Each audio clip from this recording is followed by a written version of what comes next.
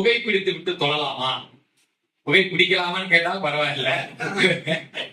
விடை பிடித்துட்டு தொழலாமான்னா இது மார்க்கத்துல புகை பிடிக்கிறது ஹராம் தானே.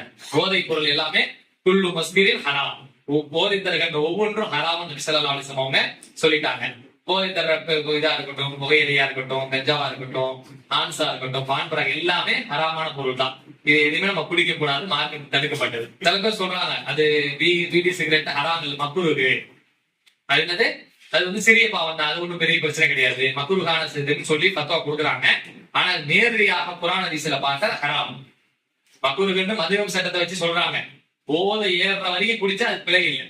மதுரம் சட்டப்படி என்னதுன்னா போதை ஏறுற வரைக்கும் குடிக்கலாம். ஆனா ரசூலுல்லாஹ் சொல்றாங்க, அதிகமாக போதை தருகிற ஒன்று குறைவாக போதை தந்தாலும் ஹராம். ஃபுல்லா கிக்கி ஏறணும் அவசியம் இல்ல, கொஞ்சமாக குடிச்சாலும் அது ஹராம் தான்.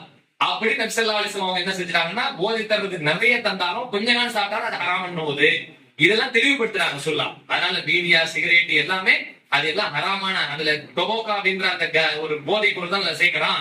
அப்ப எல்லாமே அது எல்லாம் போதை சம்பந்தப்பட்ட பொருளா இருக்கனால இது எதையுமே குடிக்க கூடாது, மார்க்கத்துல ஹராமானதான். இப்ப இந்த நிலையோட ஒருத்தர் தொழுகிறார், தொழலாமா அப்படின்னா தொழலாம். ஆனா அந்த பாவத்தை செஞ்சுக்கிட்டே தொழுகிற மாதிரி தொழுவாமான தொழுவோம். அந்த தொழு ஏற்றுக்கொள்ளப்படுமா, அதுக்கு நன்மை தருவானா, அது நம்முடைய பாவம் மன்னிக்கப்படுமா, அதெல்லாம் மறுமையில தான் தெரியும். ஏன்னா அல்லாஹ் குர்ஆன்ல சொல்றான், இன்ன ஸலாத்த தன்ஹா அனில் ஃபஹ்ஷாஇ வல் முன்கர். தொழுகை என்பது உங்களை மானக்கேடான செயலை விட்டும் தீமையான காரியத்தை விட்டு தடுக்குன்றான். நம்ம தொழுகை தடுக்கலையே, தீமையை விட்டு தடுக்கல, மானக்கேடை விட்டு தடுக்கல. அப்ப என்ன தொழுகை நமக்கு?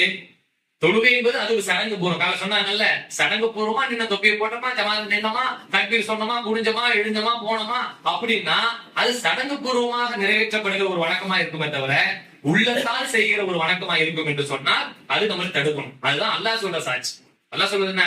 மானக்கேடான செயலை விட்டும் தீமையான செயலை விட்டும் உங்களை தடுக்கும். அது நீங்க உண்மையான தொழுகையா இருந்தாங்கிறான். அப்ப என் தொழுகை உண்மையான தொழுகையா அல்லது சடங்கு பூர்வமான தொழுகையான்றத நம்ம தான் முடிவு பண்ணணும்.